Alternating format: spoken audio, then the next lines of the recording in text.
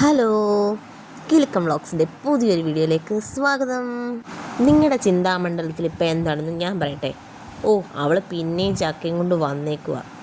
എന്നാൽ ഇന്നത്തെ താരം ചക്കയല്ല. എങ്കിലും ഞാൻ ചക്കയെക്കുറിച്ച് കുറച്ച് പറയാം. ചക്കയുടെ മുള്ളൊഴികെ എല്ലാ ഭാഗങ്ങളും നമ്മൾ ഉപയോഗിക്കുന്ന അല്ലയോ?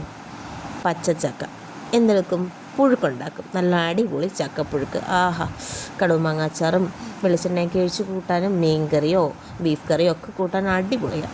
പിന്നെ നമ്മുടെ കേരളീയരുടെ തനതായ ടേസ്റ്റായ ചക്ക ഉപ്പേരി. എന്താ ടേസ്റ്റ്!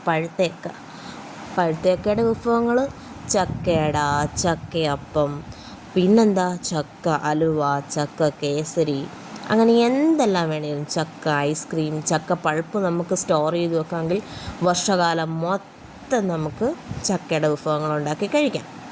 പിന്നെ ചക്ക ഐസ്ക്രീമൊക്കെ ഇപ്പോൾ കമ്പോളം കീഴടക്കിയതാണ്. ഇന്നത്തെ താരമാണ് നമ്മളുടെ ചക്കക്കുരു. ഇവനൊരു സ്ഫോടക വസ്തു ആയതുകൊണ്ട് ഇവനെ ആരും ശ്രദ്ധിക്കത്തില്ല. ഇതിനിടയ്ക്കൊരു കാര്യം പറയട്ടെ. എൻ്റെ അമ്മുക്കുട്ടിയുടെ ഹാപ്പി ബർത്ത്ഡേ ആണ് ഇന്ന്. ഹാപ്പി ബർത്ത്ഡേ അമ്മുക്കുട്ടാ. ഞാനിവിടെ വന്നു കഴിഞ്ഞുണ്ടായ കുഞ്ഞ് അമ്മുക്കുട്ടൻ. എൻ്റെ മക്കളെ പോലെ തന്നെ അവളുടെ എല്ലാ വളർച്ചാഘട്ടങ്ങളും എൻ്റെ കൺമുമ്പിൽ തന്നെയായിരുന്നു. ചക്കരക്കുട്ടി. നമുക്ക് നമ്മുടെ കാര്യത്തിലേക്ക് വരാം. നമ്മുടെ ചക്കക്കുരു. ഇവനാൾ കെങ്കേമനാണ് കേട്ടോ. ഗ്യാസിൻ്റെ പ്രശ്നമൊന്നും ഓർത്ത് നിങ്ങൾ ഈ പാവത്തിനെ അങ്ങനെ തഴഞ്ഞു കളയരുതേ. ഒരുപാട് ഗുണങ്ങളുടെ കലവറയാണ് നമ്മുടെ ചക്കക്കുരു. ചക്കക്കുരു ഞാനിന്നൊരു മെഴുക്കുവരട്ടി ഉണ്ടാക്കുന്നത് കേട്ടോ. ചക്കക്കുരു മെഴുക്കുവരട്ടി വെക്കാൻ ഗ്യാസ് ഉണ്ടാവാതിരിക്കാനായിട്ട് കുരുമുളകും നമ്മുടെ പെരിഞ്ചീരകവും വെളുത്തുള്ളിയും കറിവേപ്പിലയും കൂടെ നന്നായിട്ട് മിക്സിയിലൊന്ന് അടിച്ചെടുക്കണം. അത് നമ്മുടെ വിജയമ്മ ബ്യൂട്ടീഷ്യൻ ഒരുക്കി വെച്ചിരിക്കുന്ന ചക്കക്കുരുവിലേക്ക് ഇട്ട് നന്നായിട്ട് മിക്സ് ചെയ്ത് ഒരു 2 വിസിൽ അങ്ങോട്ട് അടുപ്പിച്ചെടുക്കണം. അപ്പോഴത്തേക്ക് നമ്മുടെ ചക്കക്കുരു നല്ല ഫൈനായിട്ട് വെന്തിട്ടുണ്ടായിരിക്കേ. ഫൈൻ എന്ന് പറഞ്ഞാൽ വെന്തുടഞ്ഞ് പോവല്ല, നമുക്ക് മെഴുക്ക് വരട്ടിയെടുക്കാൻ പറ്റുന്ന രീതിയിൽ.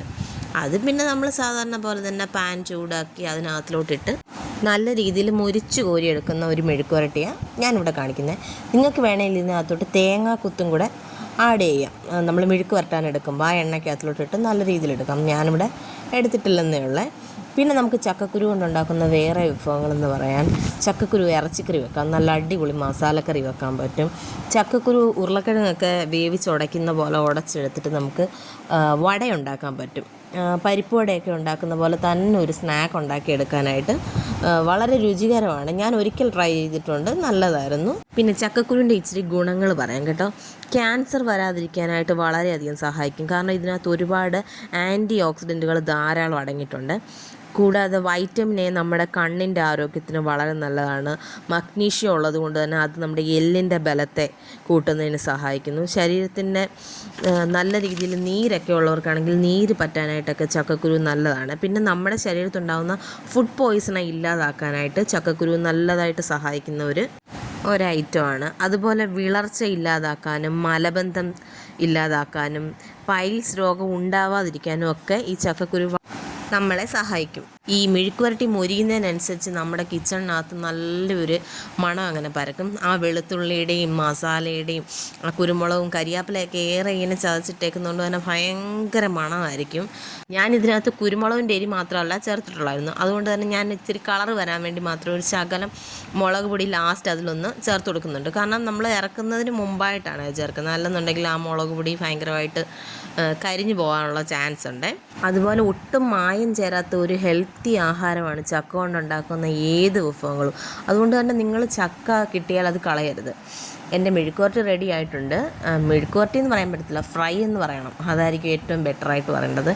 എൻ്റെ മോളാണ് ടേസ്റ്റ് ചെയ്ത് നോക്കുന്നത്. അവൾ അത്യാവശ്യം നല്ല രീതിയിൽ രുചികളൊക്കെ എങ്ങനെ ഉണ്ടെന്ന് പറയുന്ന ആളാണ്. നിങ്ങൾ ആദ്യമായിട്ടാണ് എൻ്റെ ചാനൽ കാണുന്നുണ്ടെങ്കിൽ സബ്സ്ക്രൈബ് ചെയ്യാനും, കണ്ടുകൊണ്ടിരിക്കുന്നവരൊക്കെ ആണെങ്കിൽ ലൈക്ക് ചെയ്യാനും ഷെയർ ചെയ്യാനും ഒക്കെ മറന്നു പോകരുത്.